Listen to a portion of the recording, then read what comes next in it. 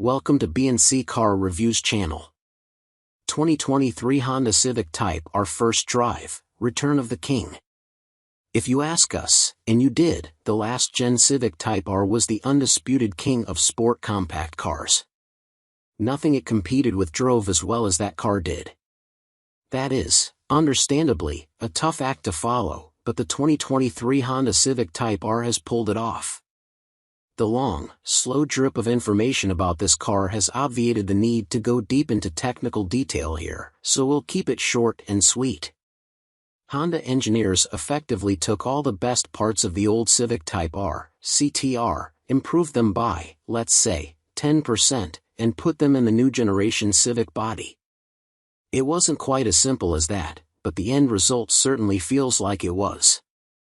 The result is a car that immediately communicates its capabilities to you. You know from the second corner that you can drive this car flat out with no warm-up or familiarization. It's that good. It doesn't even matter how talented a driver you are, because this car can make both an amateur and a pro feel completely confident going all out and finding every last bit of adhesion. Civic Type R, track rat. And, boy, does Honda want you to. Clearly the engineers had to find a way to make this car even more awesome than the old one, and they found it on the track. It's exceedingly obvious that all the improvements made to this car were done in the name of chasing tenths and even hundredths of a second in lap times. Circling Northern California's tricky Sonoma Raceway, better known as Sears Point, the magnitude of lateral grip is just staggering. This is, at its core, a front-drive compact hatchback sedan, a commuter car. The amount of speed it can carry through corners boggles the mind. Fitted with its optional Michelin Pilot Sport Cup 2 tires, the CTR never lets go. The most wiggle you'll get out of it is a tiny little rotation of the rear end on turn end that points you at the apex, or a mild push wide at the exit if you're completely ham-fisted with the throttle. Otherwise, the car just grips and grips and grips. It never breaks loose or snaps. It honestly feels like the only way the Civic Type R can get sideways is if you went off the track. You need a low grip surface to break the stranglehold these tires have on the ground, and even then you get the impression it wouldn't be that dramatic an event. The only time you're confronted with issues of grip is when exiting low-speed corners. The limited slip front differential does excellent work putting the power down, but beyond that it's your responsibility to set up for the corner correctly. Get it right and the car pulls away hard, but apex too early and get on the power too soon and it'll gently push wide, which can be easily corrected by backing off the throttle and promising to get it right on the next lap. Street sports. It's not much different on the streets, even with the standard Michelin Pilot Sport 4S tires installed. The CTR just makes it easy to drive fast. You get the innate impression you'd have to drive like an absolute tool to wreck this car. Bumps? No problem. Bumps in the middle of a high-speed corner? Also no problem. Small jump that you totally didn't see coming because you were going so fast? Again, zero issues. It just grips. Thank goodness, because if it didn't, we'd be writing a much different review. As it is, the tires make up for the CTR's one deficit, overly stiff dampers. Obviously tuned for glass-smooth racetracks, in anything but comfort mode they're just too stiff for the street. In full-strength pluser mode, the car pogos over bumps like the old Ford Focus RS.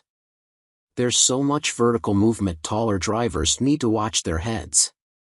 It's the one area where this car went backwards, generation to generation.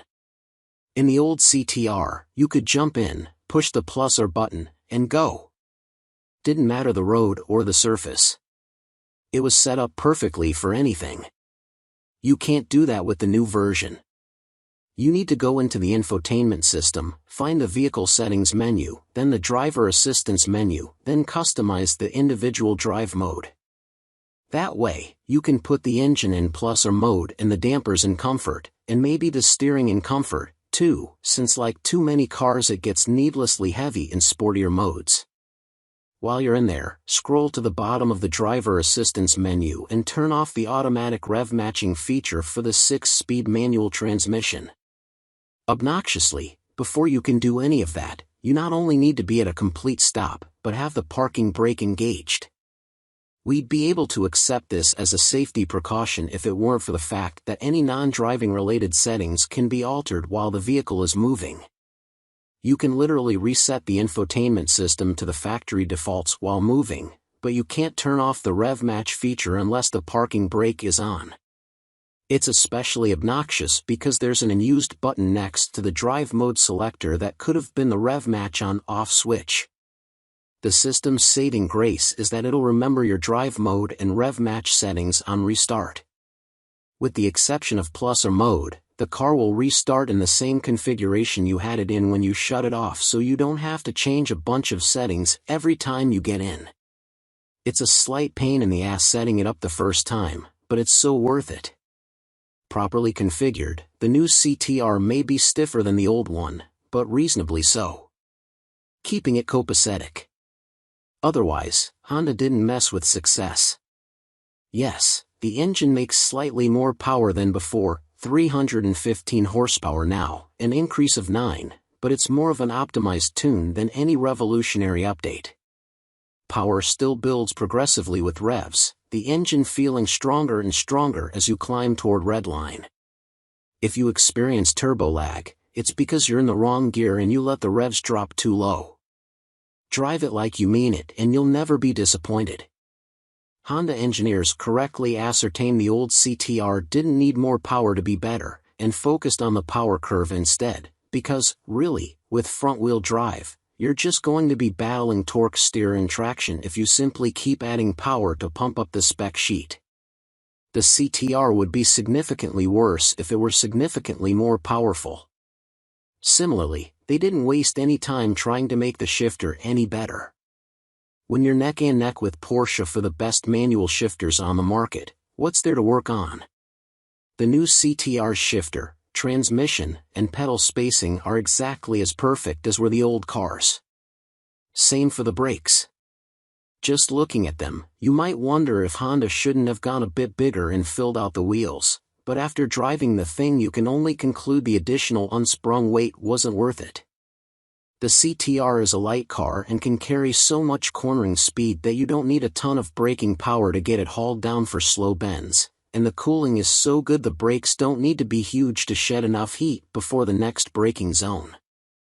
There's a lot of that old Lotus philosophy at work here: make the car lighter and you won't need to overcompensate with power or brakes to deliver magic. And yet it's so much more. Don't let what we've said thus far convince you Honda didn't improve the breed, though. The underlying structure is new and it lends the car a new shape. Popular as the old CTR was, there was often a yes, but appended to opinions, which always centered around the somewhat juvenile styling. Subtle it wasn't. This car, for better or worse, is far more mature and restrained stylistically, so much so that the big rear wing looks almost like a Pep Boys special and not something designed in an OEM wind tunnel. Regardless of what you think of the outside, the inside is a resounding success. The new Civic's interior is a vast improvement on the old models, especially the dashboard. Pairing it with the previous CTR's fantastic seats is a winning combination. Retaining hatchback practicality, though it's more of a four-door coupe now, means there's still a ton of cargo room for everything from luggage to spare wheels and tires when you head off to track events. Like you, we wondered what Honda would do to somehow make the CTR even better. We might have guessed, hoped, even, at thoughtful, incremental improvement, and that's exactly what happened.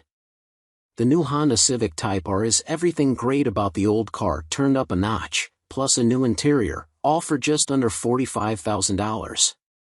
It's the best performance bargain on the market, assuming you can find one without an insane dealer markup, and we couldn't ask for anything more. About Honda. Honda offers a full line of clean, safe, fun, and connected vehicles sold through more than 1,000 independent U.S. Honda dealers. Honda has the highest fleet average fuel economy and lowest CO2 emissions of any major full-line automaker in America, according to the U.S. Environmental Protection Agency's 2021 Automotive Trends Report.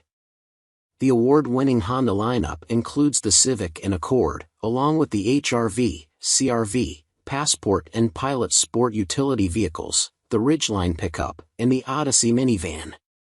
Honda's electrified vehicle lineup includes the Accord Hybrid, CR-V Hybrid, and in the future, Civic Hybrid. The Prologue SUV, Honda's first volume battery electric vehicle, will join the lineup in 2024. Honda has been producing automobiles in America for 40 years and currently operates 18 major manufacturing facilities in North America. In 2021, more than 95% of all Honda vehicles sold in the U.S. were made in North America, with nearly two-thirds made in America, using domestic and globally sourced parts.